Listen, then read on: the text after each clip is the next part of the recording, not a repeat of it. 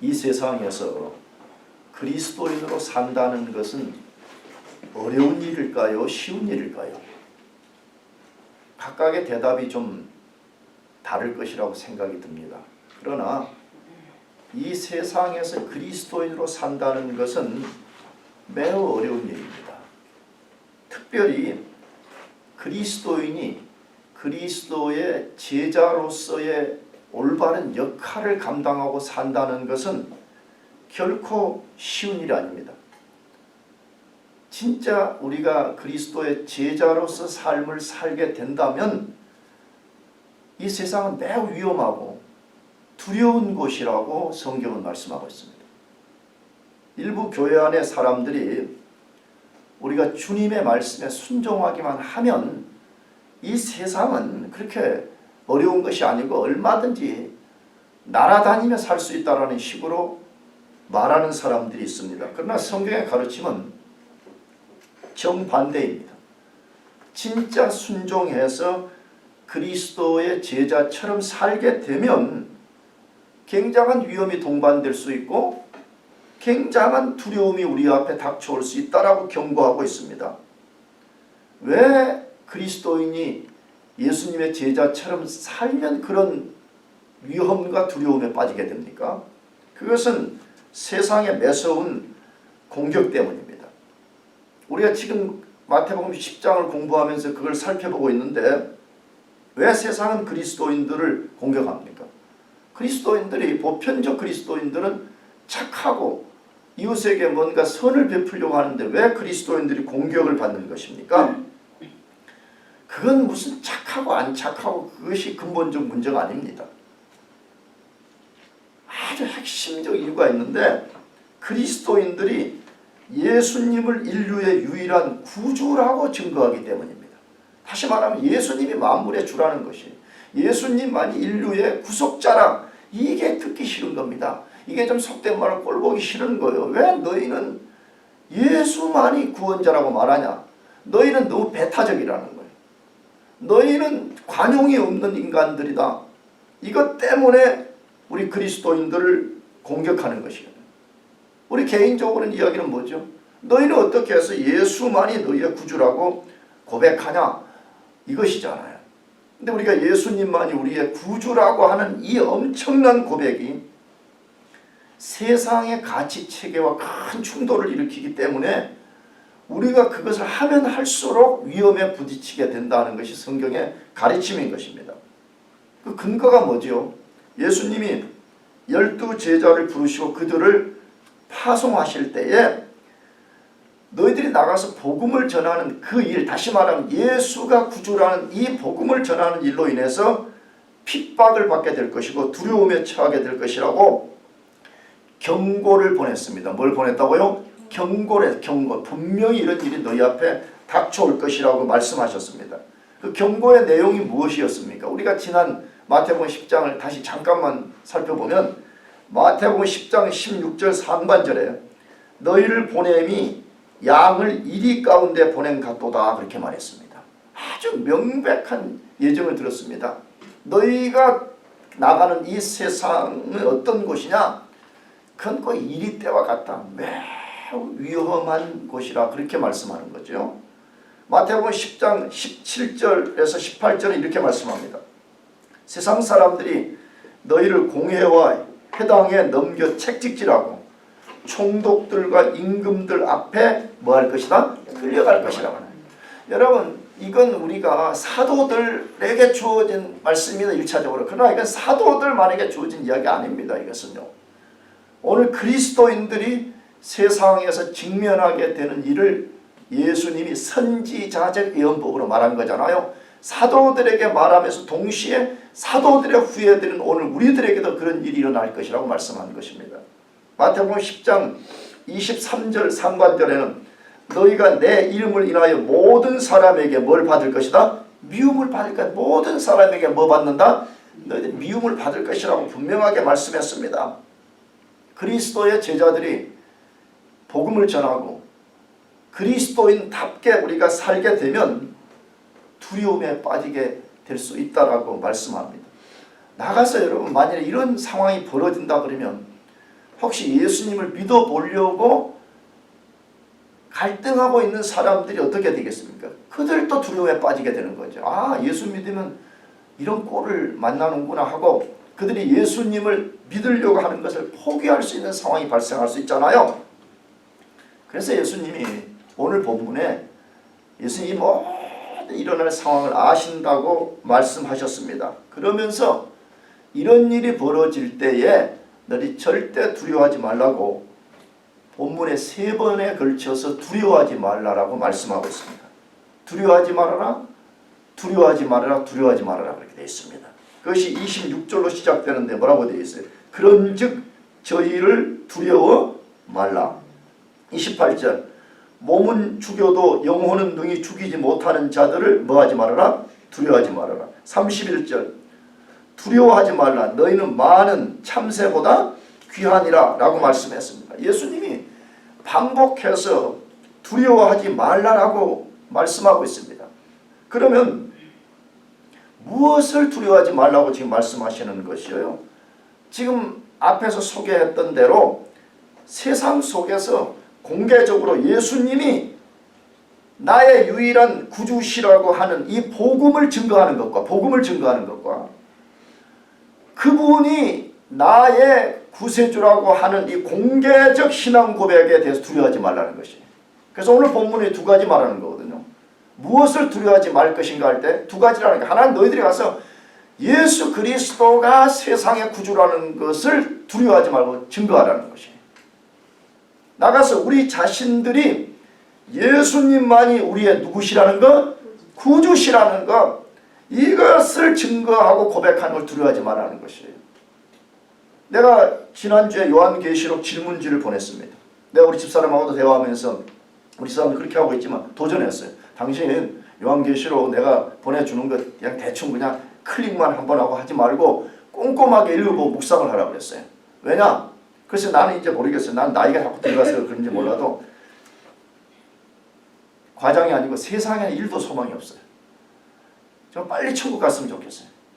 지난주에 내가 언젠가 여러분에게 소개해드렸던 내 미국에 유학 갔던 그 학교에 100세 되신 교수님 있다고 그랬죠? 그분이 천국에 가셨습니다. 할렐루야. 야, 나는 천국에 갔다는 소식을 들었을 때 너무 부러운 거예요. 그분이. 그러면서 내가 뭐라고 고백했냐, 우리 집사람한테도 말했지만 예수님은 좋겠습니다. 내가 그렇게 했어요. 예수님 참 좋으시겠습니다. 왜 그랬냐? 가만히 보니까 천국에 좋은 사람은 다 불러갔어요. 예수님 그러잖아요. 안 좋은 사람, 나 같은 사람만 지금 남아서 고생하는 거예요. 거기 뭐 빌리 그램, 뭐 로이드 존스, 뭐 하여튼 좋은 사람들 다 불러가가지고 뭐 오카는 목사님 이런 분들 다 불러가가지고 지금 예수님 그분들하고 교제하고 계시잖아요. 여러분 세상에 소망이 없어요. 요한계시록 우리 4장을 딱 펼쳤을 때 뭐 나왔어요? 하나님이 사도 요한을 열린 문을 통해서 성령의 감동으로 하늘로 그 영혼을 불러 올리시고 요한이 하늘에 딱 도착했을 때 뭐라고 하죠? 하늘에 보좌가 펼쳐져 있다 그랬습니다. 여러분 그건 상징 기법을 쓴 거잖아요. 무슨 진짜 하늘 보좌에 하늘에 무슨 뭐 이런 의자 같은 테이블이 있겠어요? 구약에서부터 신약의 일관된 메시지는 보좌는 왕이 앉는 자리고 그것은 왕이 지금 이 우주를 뭐하고 있다? 통치하고 있다는 이야기 아니에요. 그러므로 우주의 왕이시오 우주의 구세주이신 예수 그리스도를 증거하는 것을 두려워하면 안 됩니다. 그분이 우리의 구주라고 하는 것을 우리가 담대하게 고백할 수 있어야 된다는 것입니다. 그래서 예수님이 너희들이 그런 일을 하게 되면 핍박을 당하고 위험에 빠지게 되고 매우 두려움 속에 빠질 수 있지만 그런 상황에서도 그 두려워하지 말라 그렇게 말씀하는 것이에요. 그렇다면 왜 우리가 공개적 복음 증거와 신앙 고백을 절대로 우리가 두려워하지 말아야 되냐는 것이에요. 그걸 오늘 본문에 4가지로 소개합니다. 오늘 짧게 그 4가지를 소개해 드리려고 합니다. 첫째로는 하나님이 때가 되면 거짓과 진리를 반드시 드러내실 것이기 때문에 두려워하지 말라고 말해요. 하나님이 뭐가 되면요? 때가 되면 하나님이 정한 어떤 때가 되면 특별히 거짓을 하나님이 이 세상 가운데 완전히 드러내는 날이 온다는 거예요. 결론이 뭐죠? 그러니까 그런 거짓된 인간들의 거짓을 숨기기 위한 그들의 공격과 그들의 핍박과 이런 걸 전혀 두려워하지 말라, 이 말을 지금 하시는 거예요.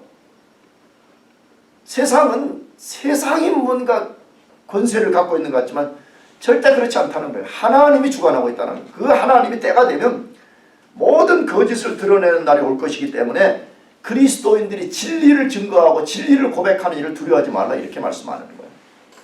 그것이 마태복음 10장 24절에서 25절 말씀인데 같이 읽어보겠습니다. 같이 시작. 제자가 그 선생보다 또는 종이 그 상전보다 높지 못하나니 제자가 그 선생 같고 종이 그 상전 같으면 족하도다. 집주인을 바알세불이라 하였거든 하물며 그 집 사람들이랴 라고 말씀합니다.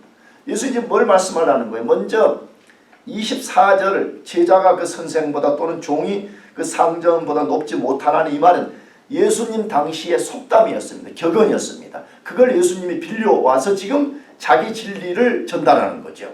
근데 뭐라고 전달하는 거죠? 종교 지도자들이 집주인에 비유된 예수님을 미워하고 핍박했다면, 아주 가혹하게 핍박했다면 끝까지 나중에 십자가에 죽여버렸잖아요. 집사람, 다시 말해 그 집의 종에 해당하는 제자들에게도 당연히 그런 핍박이 있다는 거예요. 뭘 말하죠? 그리스도의 진짜 제자로 살면서 핍박받지 않을 거라는 그런 기대하지 말라는 거예요. 제자들의 스승이 핍박을 받았다면 제자들은 당연히 핍박을 받게 된다는 거예요. 왜? 스승과 제자는 동일체잖아요. 당연히 그러한 핍박이 온다는 거예요. 근데 세상 사람들, 특별히 종교 지도자들이 예수님에게 어떠한 핍박을 가했어요? 십자가에 못 박혀 죽인 것이 가장 큰 핍박이지만 오늘 본문에 예수님이 뭐라고 말했어요? 자기 자신을 종교 지도자들이 바알세불이라 불렀다, 이렇게 말했어요. 누구로 불렀다고요? 바알세불. 이거는요, 예수님의 가장 큰 모독입니다.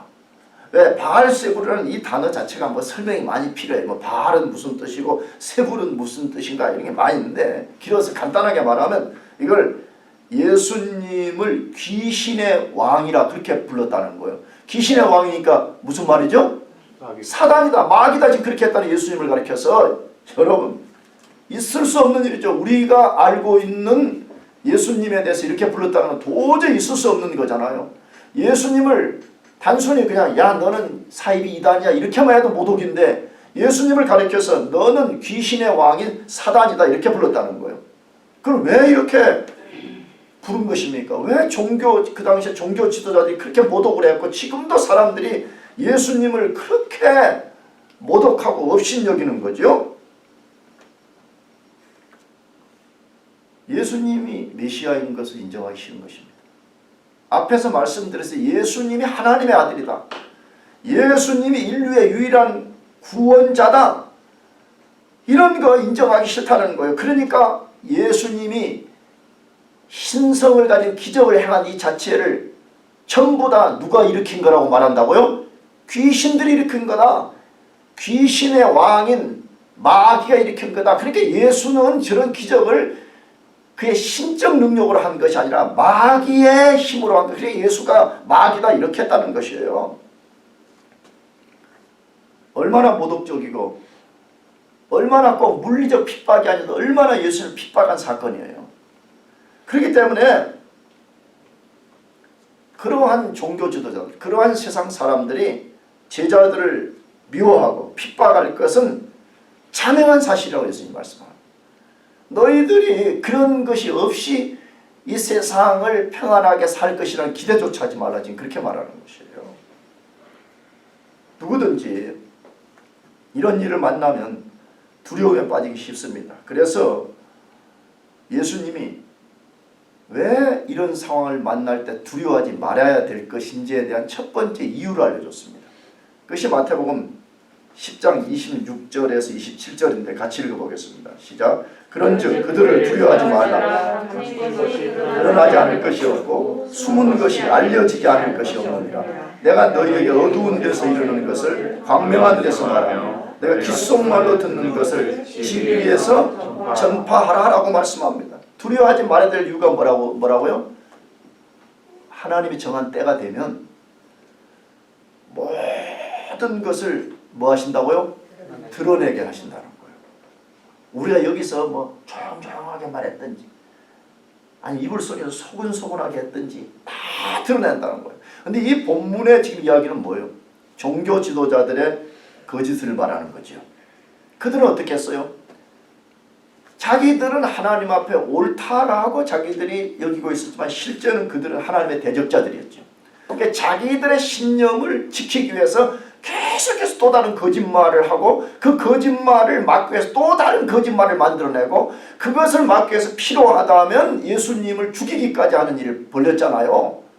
근데 그러한 그 사람들의 그런 음모, 거짓, 불의, 완전한 사기, 이것을 하나님이 때가 되면 온전하게 드러내서 그들의 것은 완전한 거짓말이다.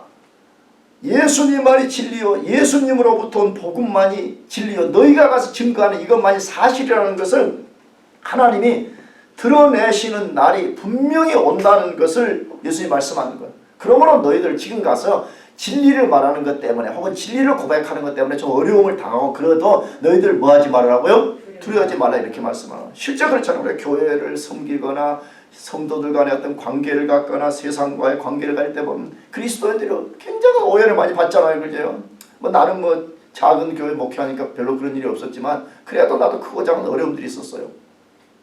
그 어떤 때는 막 내가 이 주머니를 이렇게 확 열어가지고 보여주고 싶은 때가 있어요. 진짜 내가 그런 말도 한 적도 없고 내가 그런 마음을 품지도 않았는데 뭐 어쨌다고 비난하는 경우가 예전에 롱롱오에 있었어요. 하여튼 그런 적이 있었어요. 근데 그때도 진짜 힘들죠. 그러나 이제 참을 수 있는 하나의 그 힘은 뭐냐 그래요. 아 언젠가 이것이 하나님 안에서 뭐 할 것이다? 드러날 것이라는 거예요. 만약에 이 땅에서 이게 드러나지 않으면 그리스도의 심판대 앞에서 이것이 반드시 드러날 것이라는 거예요. 인류 역사를 보면 아니면 인류 역사까지는 아닌 것 같아. 교회 받아본 것 같아. 교회 나는 뭐 위대한 목사도 아니고 뭐 엄청 대형 교회를 하는 목사도 아닌데도 얼마 못 가서 뭐 장관 목사가 많이 잘못했으면 장관 목사가 잘못했다는 게 드러나고요. 혹은 어떤 성도가 잘못했다면 성도가 잘못해 그대로 드러나버려요. 나는 그걸 여기서 너무 많이 봤어요. 근데 인류 역사를 한번 보시기 바랍니다. 예수님을 공격했던 종교 지도자들의 거짓이라는 것이 그대로 역사 안에 드러나 버렸습니다. 그들의 것이 진리라면 그들이 오늘까지 남아있어야 되잖아요. 근데 그들은 한 세기가 못 돼서 그들은 다 자멸하고 말았습니다. 우리가 아는 공산주의 이론 100년을 못 갔습니다. 그렇잖아요. 막스와 레닌이 만들어낸 공산주의 이론이 처음에는 그것이 이게 진리다라고 사람들이 선포하고 따랐잖아요. 근데 그것이 100년을 못 가고 사라져버렸습니다. 진화론. 야 정말 진화론은 참 내가 보기에는 이 시대는 참 너무 가슴 아픈 시대예요. 왜냐 그러면 학교가 말이에요. 정당한 교육 이론이라면 그러면 두 이론을 같이 가르쳐야 되잖아요. 우리 교육학 박사님들 그러잖아요. 아니 학교에서 그럼 공정하게 창조론도 가르치고 진화론도 같이 가르쳐서 같은 균형을 이루게 하잖아요. 근데 아예 창조를 발을 붙이지 못하게 하니까 학생들 어린아이들이 학교만 가면 진화론에 세뇌가 돼가지고 진화론이라는 종교를 믿는 결과에 봉착하게 되는 거죠. 근데 우리가 알잖아요. 진화론이 허구라는 사실은 뭐죠? 진화되는 과정에 일어나는 전이현상이 일어나는 것이 지속적으로 드러나야 되는데 인류 역사에 단 하나도 발견되지 않습니다. 우리가 배우는 시조새. 여러분 시조새라는 것은 그건 진화의 한 단계가 아니라 어떤 시조새가 있었던 것이죠. 근데 그것을 진화론자들이 거짓으로 이렇게 발표를 하게 되는 거잖아요. 그래서 크리스찬조차도 교회를 다니면서 하나님은 살아계시지만 만물의 창조의 모든 과정은 진화된 것이다. 이렇게 이야기하는 사람들이 있습니다. 그런데 놀라운 것은 감사한 것은 지금 과학이 발달하면 발달할수록 특히 생물학이랄지 이런 분야의 발전을 거듭할수록 진화론은 거짓말이라는 것이 자명하게 지금 드러나고 있는 거잖아요. 할렐루야. 너무 자명합니다. 물론 그걸 끝까지 붙잡고 있는 진화론 신봉자들이 있는 거죠. 그 사람들이 종교예요. 나 우리 사람 지난주도 그런 이야기 했지만 진화론은 이제 과학을 넘어서 종교가 되어버린 거거든요. 그 사람들은 우리가 하나님을 끝까지 붙들듯이 진화론이라는 종교를 끝까지 붙들고 있는 것이거든요. 나가서 인간이 만든 모든 거짓들이 얼마 못 가서 거짓이라는 것이 그대로 드러난다는 것을 우리 두 눈으로 우리가 보고 있잖아요. 그러므로 하나님이 예수님 통해서 말씀하는 것이 제자들은 이 세상이 그런 세상인 것을 분명하게 알고 두려움 없이 복음을 전하고 두려움 없이 예수님이 나의 구주라는 것을 고백하라라고 말씀합니다. 그렇게 하시길 바랍니다. 두 번째로 우리가 공개적 복음 증거와 신앙 고백을 두려워하지 말아야 될 이유는 뭐냐? 우리가 두려워해야 될 유일한 대상은 하나님 한 분뿐이시기 때문이라고 말씀해요. 우리가 두려워해야 될 유일한 대상은 누구밖에 없어요? 하나님밖에 없다는 거예요. 하나님 외에는 두려워할 것이 아무것도 없다 그 말이에요. 하나님 외에는 아무것도 두려워할 것이 없다 그 말이에요. 할렐루야. 이걸 진짜 우리가 알고 믿는 다음에 진짜 그래. 우리는 두려워할 것이 아무것도 없어요. 물론 뭐 사람을 무시하라 그런 말이 아니에요. 여러분도 목사를 두려워할 필요도 없고요. 나도 여러분을 두려워할 필요가 없는 것이에요. 우리가 두려워해야 될 유일한 대상은 하나님 한 분입니다. 어디서 말씀해요? 마태복음 10장 28절 같이 읽어보겠습니다. 시작. 몸은 죽여도 능히 죽이지 못하는 자들을 두려워하지 말고 오직 몸과 영혼을 능히 지옥에 멸하실 수 있는 이를 두려워하라. 할렐루야. 오늘 우리는 예수님 당시의 제자들과 달리 너무 평화로운 시대에 살고 있습니다. 제가 지난주에도 말씀했습니다. 1세기는 예수님 믿는 것 때문에 핍박이 일상화된 시대였습니다. 여러분 알잖아요. 우리 뭐 기독교에서 잘 모르는 카타콤이랄지 뭐 10대 박해왕 이야기 조금만 들어봐도 알잖아요. 그 당시는 박해가 핍박이 일상화, 밥 먹듯이 일어나는 시대였어요. 툭하면 보따리 싸가지고 도망가야 되고, 툭하면 땅굴 속에 숨어야 되고, 아니면 잡혀가가지고 형장 이수로 사라지거나, 아니면 그 로마의 콜로세움에 걸려가가지고 뭐 짐승의 밥이 되거나, 뭐 이런 핍박이 일상화된 시대였습니다. 지난주에 말씀드렸듯이 대표적으로 종교라는 이름으로 기독교인들을 핍박한 거잖아요. 유대인들은, 기독교인들은 유일신 사상을 무너뜨린 사이비들이라고 그래가지고 핍박을 한 거잖아요. 하나님은 한 분밖에 안 계신데 무슨 뭐 예수, 뭐 성령 싸면서 이상한 소리 한다 이거잖아요. 로마인들은 뭐였습니까? 아이러니하게 로마인들은 기독교인들을 무신론자라고 핍박을 했습니다. 이들은 신이 없다는 거예요. 왜? 자기들은 다 우상을 만들어 놓고 섬기고 이러는데 기독교인들은 하나님을 형상화할 수 없다. 그럼 보이지 않는 신이 어딨냐? 너희들은 무신론자다. 이래가지고 기독교인들이 핍박을 당하기도 했습니다. 우리 시대는 분명하게 1세기 같은 핍박을 당하지 않고 있습니다. 근데 저는 이상해요. 분명히 성경을 읽어보게 되면 우리 시대에도 핍박이 있을 거라고 성경 계속 말씀하는데 왜 우리는 이렇게 평화롭냐는 거예요. 나는 그래서 여기에 어쩌면 우리가 모르는 허점이 있다는 것이에요. 그게 뭐냐? 정확히 알 수는 없지만 우리 시대에도 언젠가 급작스럽게 우리 앞에 핍박의 상황이 닥쳐올 수도 있다는 것입니다. 그래서 우리가 항상 경계해야 됩니다. 아멘? 항상 경계해야 돼요. 그러면 예수님이 혹독한 핍박의 상황 앞에서 그리스도인들이 어떤 태도를 취하고 살아야 되냐? 뭐라고 말씀하는 거죠? 우리가 두려워해야 될 대상과 두려워하지 말아야 될 대상을 분명히 알고 있으라고 말해요. 그렇다면 두려워해야 될 대상과 두려워하지 말아야 할 대상이 도대체 뭐냐 하는 것이에요. 먼저 두려워하지 말아야 될 사람은 누굽니까? 뭐라고 말씀했어요? 몸은 죽여도 영혼은 능히 죽이지 못하는 자들을 두려워하지 말라라고 말씀했습니다. 여러분 이 사람들은 누구예요? 먼저는 성경 본문 안에서 이 사람들은 당시 종교 지도자들이었습니다. 이들이 예수님 믿는다는 것 때문에 사람들을 끌어다가 핍박하고 죽이기까지 하지 않았어요. 그러나 예수님이 뭐라고 말씀해요? 그래, 그들이 그 잔혹하게 너희들에게 핍박을 가하지만 그들이 할 수 있는 것은 너희들의 뭐밖에 죽일 수 없다는 거죠. 몸밖에 못 죽인다는 거예요. 그들이 아무리 너희들에게 핍박을 가해도 너희들의 몸은 죽이지만 영혼은 못 죽인다는 거예요.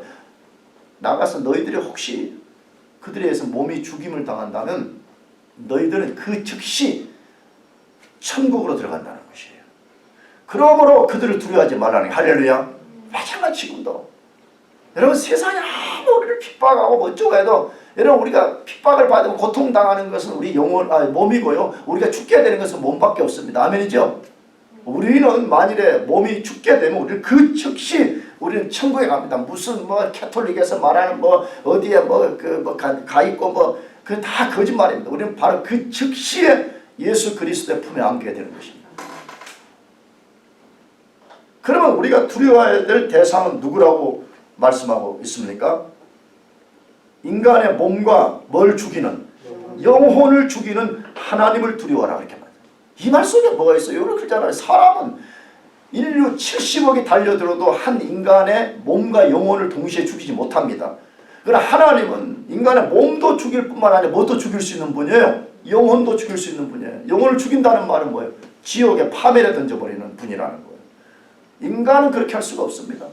그러므로 우리 그리스도인들이 두려워해야 될 유일한 한 대상은 누구냐? 하나님. 할렐루야. 그분만을 두려워하라 그렇게 말씀하고 있습니다. 그러므로 이 말을 이렇게 뒤집어놓으면 무슨 말이냐 그러면 우리가 이 세상에서 당하는 모든 두려움을 극복하는 유일한 치료제는 하나님을 두려워하는 데 있다고 말합니다. 할렐루야. 하나님을 두려워하면요, 정말 그래요. 우리의 미래에도 두려워할 것이 없어요. 하나님을 두려워한다 그러면 우리가 무엇을 두려워할 것이 있습니까? 왜? 하나님 그분이 모든 만물, 모든 것을 주관하시는 분이신데 뭘 우리가 두려워할 것이겠습니까? 두려워할 것이 아무것도 없다고 말하는 것이에요. 그래서 예수님이 너희들의 몸을 죽이는 사람들을 두려워하지 말고 몸과 영혼을 죽이실 수 있는 하나님만 두려워하라고 말합니다. 여러분과 제가 하나님만 두려워하십시다. 특별히 이 미증유의 사태가 계속되는 이러한 때에 우리가 두려워할 대상은 하나님 한 분밖에 없습니다. 여러분이 하나님만 두려워하는 한 주간 되시기를 축복합니다. 세 번째로, 왜 우리가 공개적으로 복음을 증거하는 것과 신앙을 고백하는 걸 두려워하지 말아야 됩니까? 만물의 주권자인 하나님이 자기의 자녀들을 반드시 돌봐주실 것이기 때문이라는 것입니다. 만물의 주권자인 하나님이 누구를 돌봐줘요? 자기 자녀들을 반드시 돌봐주실 것이기 때문에 어떤 상황에서 두려워하지 말라는 것이에요. 그것이 마태복음 10장 29절에서 31절인데 같이 읽어보겠습니다. 시작. 참새 두 마리가 팔리지 않느냐? 그러나 너희 아버지께서 허락지 아니하시면 그 하나라도 땅에 떨어지지 아니하느냐? 너희에게는 머리털까지 다 세신 바 되었나니 두려워하지 말라. 너희는 많은 참새보다 귀하니라. 할렐루야. 우리가 읽는 지금 이 마태복음 10장 이 본문 전후를 보면 예수님이 하나님이 어떤 분이신지를 아주 분명하게 알려주십니다. 나는 그래서 성경이 있다는 게 너무 좋고 감사하고 참 우리가 하나님께 받을 수 있는 최고의 축복 중에 하나를 받았다고 생각합니다. 왜? 성경이 아니면 도저히 알 수 없는 그 하나님을 예수님 성경을 통해서 하나님이 어떤 분이신지를 여기에 분명하게 알려주셨습니다. 하나님이 어떤 분이라고 알려주셨어요? 다시 복습하면 우리 첫 번째 뭐였죠? 하나님은 모든 은밀한 것을 뭐 하시는 분이에요? 드러내셔. 다 아세요. 하나님께 숨겨줄 수 있는 것이 아무것도 없습니다. 두 번째로 하나님 어떤 분이라고 소개했습니까? 인간들이 절대 할 수 없는 영과 뭘 죽일 수 있는 분이에요? 육을 죽일 수 있는, 다시 말해 그분만이 모든 것을 주관하시는 분이라는 것이에요.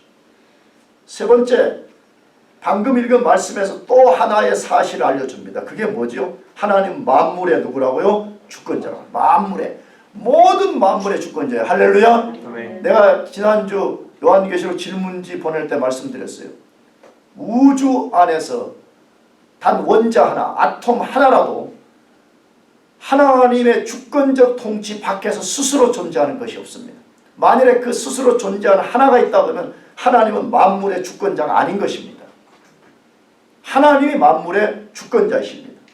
그 말은 하나님이 만물의 모든 것을 주관하는 섭리자이시라는 뜻입니다. 하나님이 얼마만큼 완벽한 섭리를 펼치신다고 말씀했어요. 오늘 본문에 참새 이그젬플을 든 거잖아요. 참새 2마리가 몇 아사리온에? 한 아사리온에 팔리지 않느냐? 그러나 너희 아버지께서 허락지 아니하시면 땅에 떨어질 수 없다 그렇게 말해요. 내가 언젠가 설교 때 말씀했어요. 이 병행 본문인 마태복음과 누가복음을 보게 되면 여기는 한 아사리온에 2마리예요.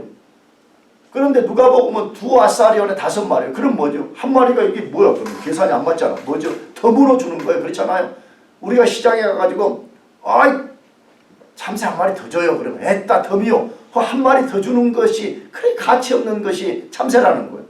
근데 이게 그렇게 가치 없는 미물에 불과한 참새 한 마리조차도 누구 허락 없이는 안 된다고요? 하나님의 허락이 없이는 땅에 떨어질 수가 없다는 거예요. 다시 말하면 그런 것까지도 하나님의 주권적 섭리 아래 있다는 것이. 그렇다면 예수님의 논리적 질문이 뭐예요? 그렇다면 하나님의 자녀된 너희들을 하나님께서 어떻게 돌봐주지 않겠냐는 거예요. 그래서 그 말을 뭐라고 반전시키면서 말씀했어요? 29절 하반절에 그러나 너희 아버지께서 그러나 누구 아버지께서? 너희 아버지께서 허락지 아니하시면 그 하나라도 땅에 떨어지지 아니하리라. 너희에게는 머리털까지 다 세신바 되었나니 두려워하지 말라. 너희는 많은 참새보다 뭐하다? 귀하다라고 말씀합니다. 야, 이 속에는 엄청난 이야기가 들어있어요. 뭐죠? 왜 우리가 그 하나님을 절대적으로 우리 신뢰해야 되냐는 것이. 그분이 우리를 돌봐주실 것이라는 걸 왜 우리 절대로 믿어야 되냐 할 때 여기 여러 이야기는 최소한 3가지 우리가 생각해 봅시다. 하나는 이 사실을 예수님이 직접 말씀하시고 그걸 성경에 기록해서 우리에게 약속으로 주셨다는 거예요. 여러분 예수님이 말씀하시고 그걸 성경에 기록해서 우리에게 줬다는 이야기는 뭐죠? 하늘이 둘 쪽이 나도 반드시 그 말씀이 이루어진다는 거예요. 믿으십시다 하면 그걸 장구한 목사가 이야기했다면 안 믿어도 돼요. 그러나 하나님의 아들이신 예수님이 그렇게 말씀했다는 건 이건 반드시 그대로 된다는 거예요. 그러므로 우리가 절대 그것을 신뢰할 수가 있다는 것이에요. 2번째로는 왜 신뢰해야 된다고 해요? 우리는 누구보다 귀하다고 말해요? 참새보다 귀하다고 말해. 자, 여러분 아무리 뭐 참새가 뭐 예쁘고 뭐 어쩌고 그래도요 우리와는 비교할 수 없습니다. 우리 집에도 보면 간혹 우리 집사람하고 둘이 너무 예쁜 새들이 막 날아와요. 진짜. 어떻게 그런 색깔을 내는지 모르겠어요. 뭐 빨간색, 파란색 오늘 막 서로 불러요. 빨리 와보라고 여기 빨간색 새가 왔다고 우리가 막 우와 어떻게 저런 색깔을 내지 막 하나님은 정말 어떻게 저런 걸 만드시지 막 놀랍다 막 그래 우리가 막. 그런데 우리 인간은 동물과 비교할 수 없는 하나님의 형상을 닮은 존재로 지었습니다. 그리고 우리는 그 타락한 세계에서 구원을 받은 하나님의 자녀들입니다. 그렇기 때문에 하나님께서 미물과 비교할 수 없는 우리를 반드시 돌봐주시나. 아멘? 아멘. 참새도 하물며 참새도 필요한 것이 있어서 하나님 때마다 돌봐주시고 필요한 걸 채워주신다면 왜 하나님이 우리를 돌봐주지 않으시겠냐는, 왜 우리의 필요를 채워주지 않으시겠냐는 거예요. 3번째로는 뭐죠? 하나님의 본능적 성품 때문이라고 말해요. 물론 그 말을 명시적으로 여기 되어 있지는 않지만 본능적 성품은 뭐예요? 여러분 하나님 우리 아버지시라는 거예요. 우리는 그의 자녀라는 거예요. 그러면 아버지란 말은 뭐예요? 아버지. 그러니까 아버지의 본능이 있다는 거예요. 자녀들을 돌봐주고 자녀들의 필요를 헤아리는 이 본능이 있다는 거죠. 여러분 이게 의심스러우면 여러분의 부모들을 생각해 보세요. 나도 부모된 입장이었는데 땅에 있는 부모들은 굉장히 죄성이 강합니다. 왜? 그래서 자기 욕망대로 자녀들을 움직이려고 그러잖아요. 그럼에도 불구하고 자녀들의 필요가 있다, 자녀들이 좋은 것이라고 하면 부모들이 발벗고 나서서 도와주려고 그래, 안 도와주려고 그래? 도와주려고 그러잖아요. 심지어 지금 유학가 있는데도 한국의 부모들이 그냥 미국에서 자녀들이 무슨 일 있다 그러면 그냥 발벗고 나서 도와주려고 그러잖아요. 그게 부모라는 본능이라는 거예요. 본능이 그렇게 움직이게 만든다는 거예요. 그렇다면 하나님도 본능을 갖고 계시는데 그 하나님의 본능은 땅에 있는 우리 부모와 비교할 수 없는 절대 완전하고 절대 선하신 본능을 가지셨기 때문에 자녀들의 필요를 정확하게 알고 계시고 자녀들을 돌아봐 주신다고 말씀하고 있습니다. 그래서 예수님이 너희들이 복음을 전하고 신앙을 공개적으로 고백할 때 굉장한 어려움에 처할 수 있지만 그 상황에서 두려워하지 말라는 것이에요. 왜? 하나님이 돌봐주시나 믿으시기 바랍니다. 지금 이런 코로나 사태, 전무후무한 자연재난 앞에서도 하나님 반드시 우리를 돌봐주실 것을 믿으시기 바랍니다. 마지막 네 번째로는 공개적 시인 여부에 따라 예수님도 거기에 따른 반응을 하실 거기 때문에 우리가 두려워하지 말라고 말해요. 다시 말하면 우리가 공개적으로 시인하면 예수님도 하나님 앞에서 우리에 대해서 공개적 시인을 할 것이고 우리가 만일에 예수님을 공개적으로 시인하는 걸 부인한다 그러면 예수님도 하나님 앞에서 우리를 뭐 할 것이라고 말해? 부인할 것이라고 말해. 그것을 10장 32절에서 33절 마지막으로 읽어보시자. 누구든지 나를 시인하면 나도 하늘에 계신 내 아버지 앞에서 그를 시인할 것이요 누구든지 사람 앞에서 나를 부인하면 나도 하늘에 계신 내 아버지 앞에서 그를 부인하리라고 말씀했습니다. 여러분 이걸 보면 공개적 시인이 얼마나 중요한 것인지를 알 수 있겠죠. 우리가 핍박 속에서 공개적으로 시인하고 증거하는 일을 예수님이 얼마나 귀하게 여기는지를 우리가 배울 수가 있습니다. 왜 이게 중요해요? 공개적 시인의 유무가 그 사람의 진짜 신앙의 유무를 결정하는 것이기 때문이라는 거예요. 사도 바울도 똑같은 이야기를 했습니다. 로마서 10장 9절에서 10절 말씀. 내가 만일 내 입으로 예수를 주로 시인하며 또 하나님께서 그를 죽은 자 가운데 살리신 것을 내 마음에 믿으면 구원을 받으리라. 사람이 마음으로 믿어 의에 이르고 입으로 시인하여 구원에 이르느니라 말씀했습니다. 여러분 우리의 구원받는 믿음은 두 가지 요소가 필요한데 하나는 뭘로 믿어요? 우리 마음, 우리 중심의 보좌로부터 예수가 나의 구주라는 고백을 해야 된다는 거예요. 그걸로 마치면 안 되고 우리의 입술 공개적 고백을 통해서 예수님이 나의 누구라고 고백해야 된다? 구주십니다. 어떤 핍박이 오더라도 예수님이 나의 구주십니다. 이 공개적 고백을 해야 된다고 사도 바울이 지금 말하고 있는 것이에요. 자 그러면 마지막으로 왜 우리가 예수님을 공개적으로 시인하느냐 시인하지 않느냐가 우리의 구원을 결정하는 중요한 시금석이 되냐 하는 것이에요. 그걸 알려면 예수님이 어떤 분이신가를 알고 있어야 돼요. 예수님 지금 어떤 분이에요? 예수님은 여러 역할을 하시는데 지금 하나님 보좌 앞에서 하시는 일은 두 가지입니다. 하나는 제사장적 기능을 하는 것이고 하나는 중보자 노릇을 하는 것입니다. 여러분 제사장과 중보자 노릇은 비슷하면서도 분명히 차이점이 있습니다.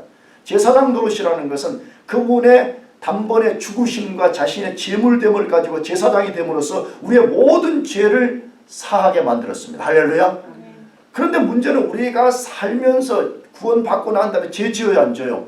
죄를 짓는 것이 문제라는 거예요. 그럼 만일에 이 문제가 해결 안 되면 극단적으로 말하면 천국 못 갑니다. 이게 해결 안 되면. 그런데 놀라운 것은 우리가 예수 믿고 구원받은 이후에 죄를 짓는 이 문제도 해결되는 길이 있다는 거예요. 어떻게? 중보자이신 예수님이 지금도 하나님과 우리 사이에 중보자가 되시고 변호자가 되어서 이 문제를 해결해 주시기 때문에 우리의 구원이 유효하다는 거예요. 할렐루야. 근데 만일 어떤 사람이 예수님을 공개적으로 시인하는 것을 주저한다, 거부한다, 두려워한다. 그렇다면 예수님도 하나님 앞에서 자신의 제사장 노릇, 자신의 중보자 노릇을 해주지 않겠다 이 말이잖아요.